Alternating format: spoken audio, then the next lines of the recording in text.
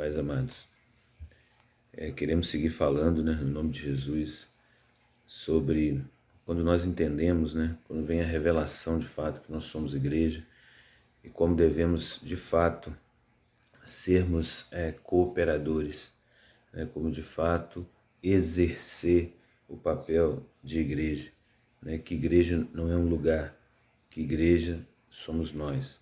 Nós podemos ir a um lugar, nós podemos estar num ajuntamento com grandes pessoas, mas a nossa vida não pode ser só essa, e que devemos estar também ali com revelação, né, de fato. Amém, querido? No nome de Jesus. Igreja é o corpo de Cristo, o corpo de Cristo é a igreja. Igreja, uma das revelações é que nós nos relacionamos como membros uns dos outros, tocamos, cuidamos, discernimos de fato que somos membros uns dos outros. Amém, querido? Igrejas são os que são chamados para fora, são chamados para ser tirados desse sistema. Eclésias, chamados para fora. Igreja são as pessoas que vão, a igreja vai arrebentando com as portas do inferno. Amém, querido? A igreja, ela é a habitação de Deus. Você, igreja, é o templo do Espírito Santo. Amém? E que o Senhor possa te revelar. Seguindo falando sobre esse assunto, eu queria usar hoje como base Hebreus capítulo 6.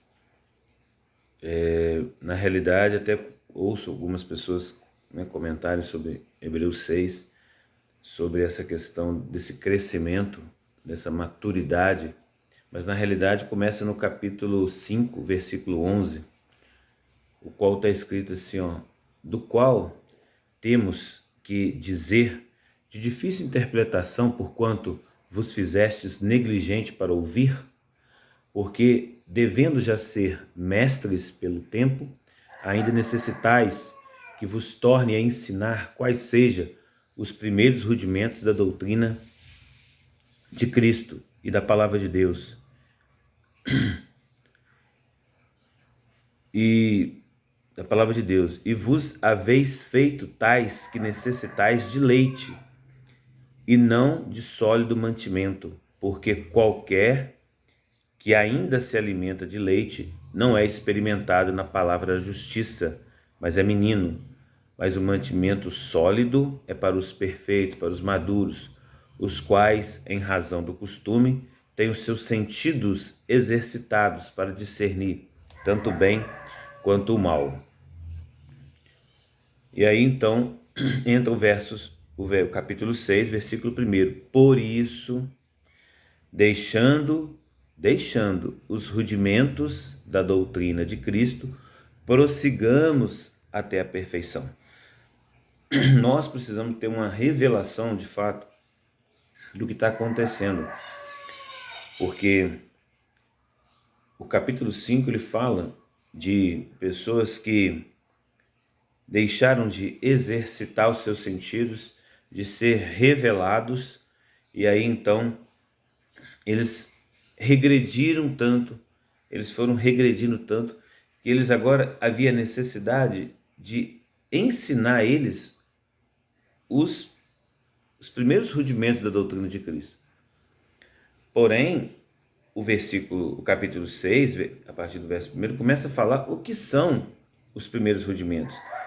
Mas no capítulo 5 fala que eles perderam até os primeiros rudimentos. E o alvo seria nós avançarmos. É como se tivesse o primeiro estágio, o segundo e o terceiro. Eles estavam decaídos, perderam até os princípios, havia necessidade de ensinar os primeiros rudimentos. Mas só que os primeiros rudimentos também era algo que nós deveríamos ultrapassá-los, e além dos primeiros rudimentos da doutrina de Cristo. Ele fala deixando os primeiros rudimentos da doutrina de Cristo, versículo 1. Não lançando de novo a fundamento de arrependimento e de obras mortas. Ou seja, não lançando de novo a lei mosaica, não lançando de novo uma revelação falha, uma revelação primária, algo que estava no início, mas agora vocês devem ser revelados em Cristo, ser revelados da nova aliança, ser revelados numa novidade de vida, não uma vida passada, morta, arcaica. Então ele vem trazendo isso. Ele fala desses primeiros rudimentos. E fala também, no versículo 2, da doutrina de batismos. Né? Você vai conversar com pessoas, as pessoas ainda declaram que a obra dela é que ela foi batizada. Não, sou batizado nas águas. Outros, né, essa força pentecostal, não, sou batizado com o Espírito Santo. E a palavra está dizendo assim para que a pessoa avance um pouco mais, caminhe um pouco mais em relação à vida cristã, em relação à maturidade, aquilo que o Senhor quer de fato. Aí ele segue dizendo: doutrina de batismo, da imposição de mãos. Da imposição de mãos de pessoas que receberam cargo, que receberam até autoridades, né?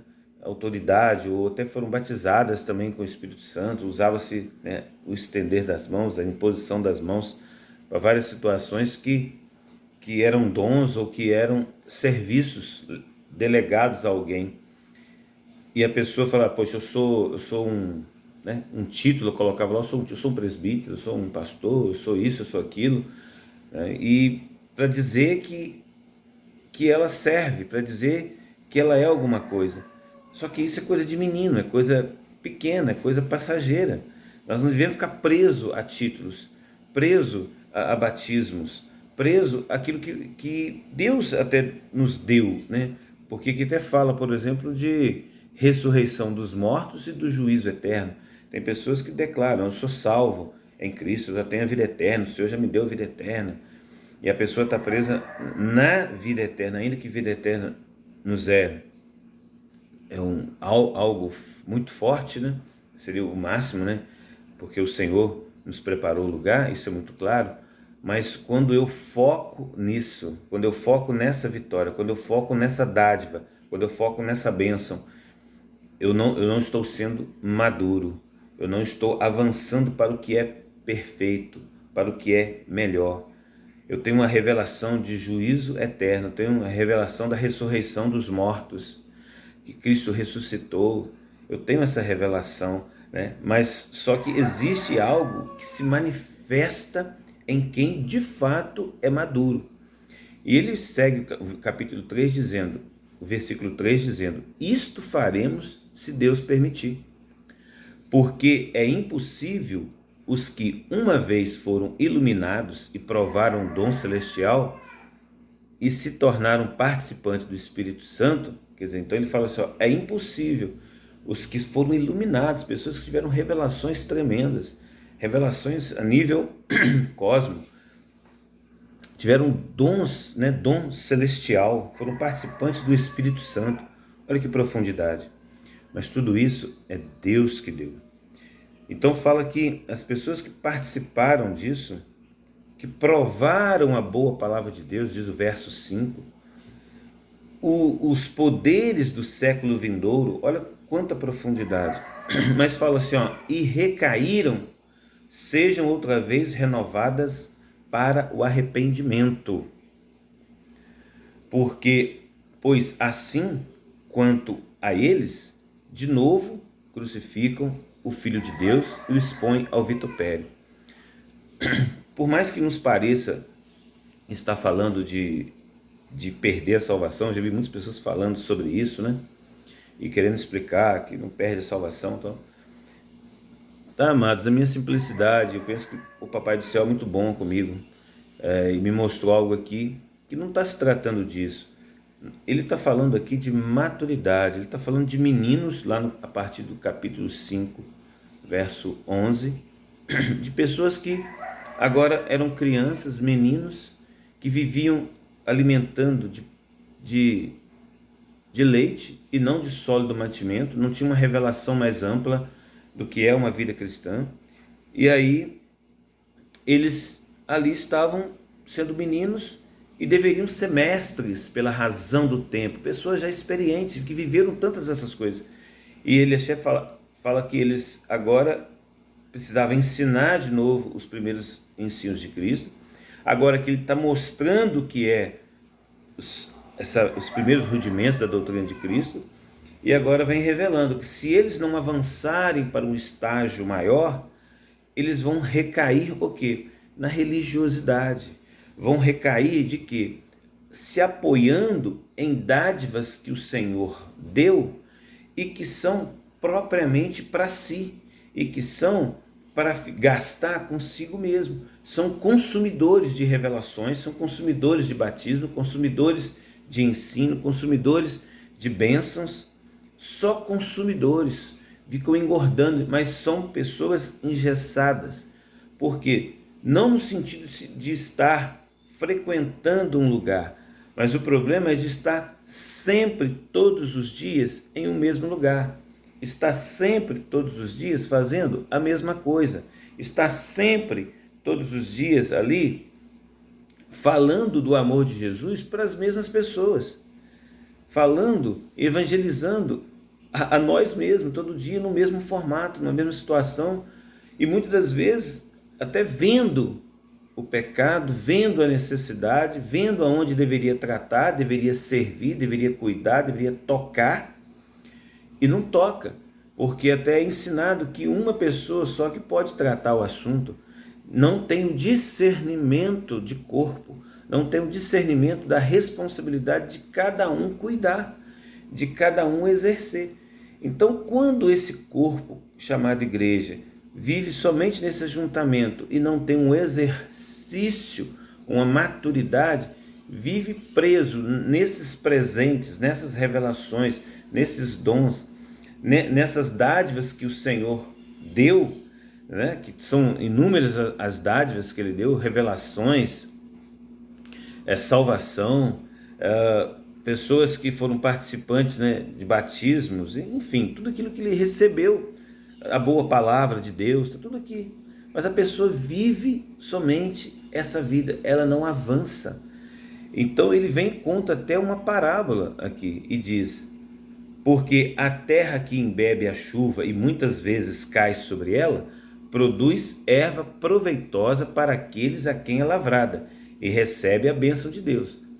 Então nós precisamos saber se o nosso serviço, se a nossa vida, de fato, ela leva a bênção, ela leva o outro a ser abençoado, se leva o outro a ser edificado, se leva o outro a ser maduro, se esse fruto que você faz, que você exerce, ele é proveitoso, porque ele também diz, porque a que produz espinhos e abrolhos, perto está da maldição, e o fim é ser queimada. Então ele está querendo dizer o seguinte, porque se você não tem um fruto que vai conduzir a pessoa a uma maturidade, não existe coluna do meio, ou a pessoa está cada dia mais limpa, cada dia mais santificada, ou ela vai regredir, entendeu? A espinhos e abrolhos, a não produzir fruto, e aí vai ser queimado.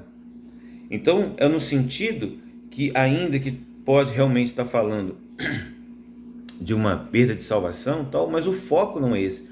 O foco é te conduzir, é nos conduzir a uma maturidade, é nos conduzir a viver uma vida ampla, profunda em Cristo, porque nós temos agora, o livro de Hebreus fala daquilo que é melhor, ele trata exclusivamente do que é melhor. Então o que é melhor? O que vai me levar a uma maturidade?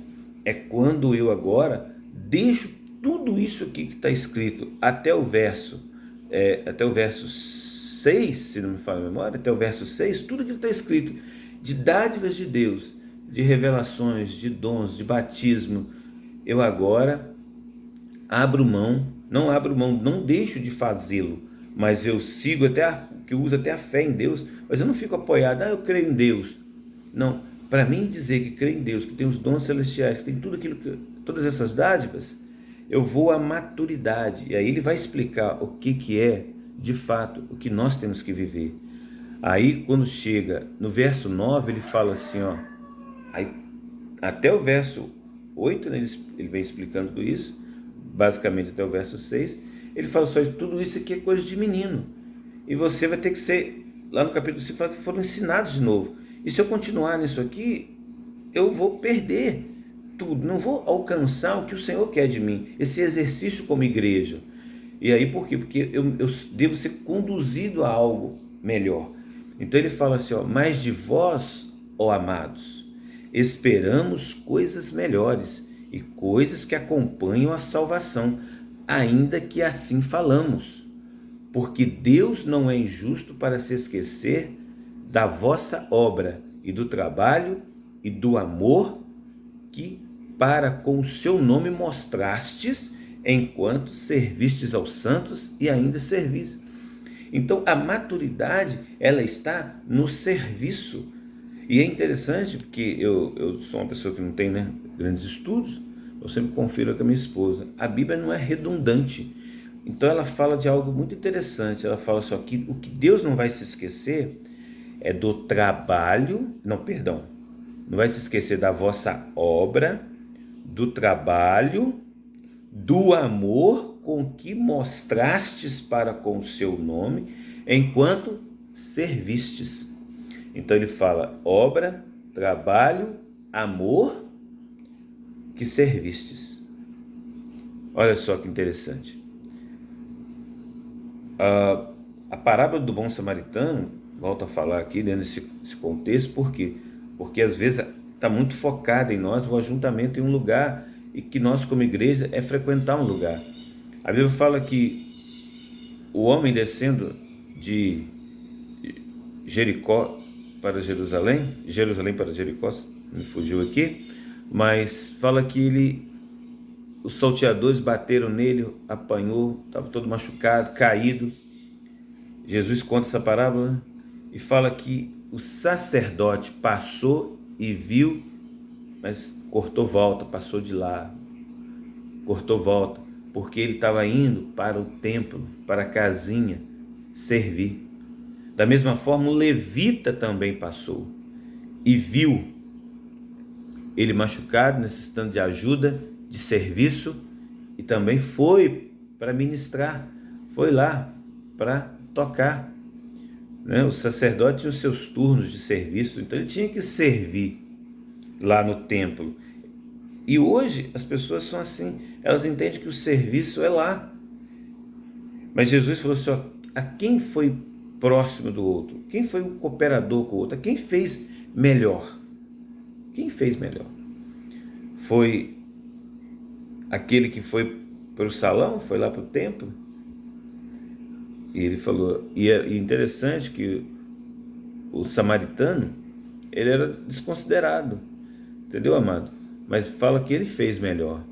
E ele então, não só, olha só o serviço, vários serviços que ele fez. Levantou, curou as feridas, né? Passou o óleo, o azeite, não é isso?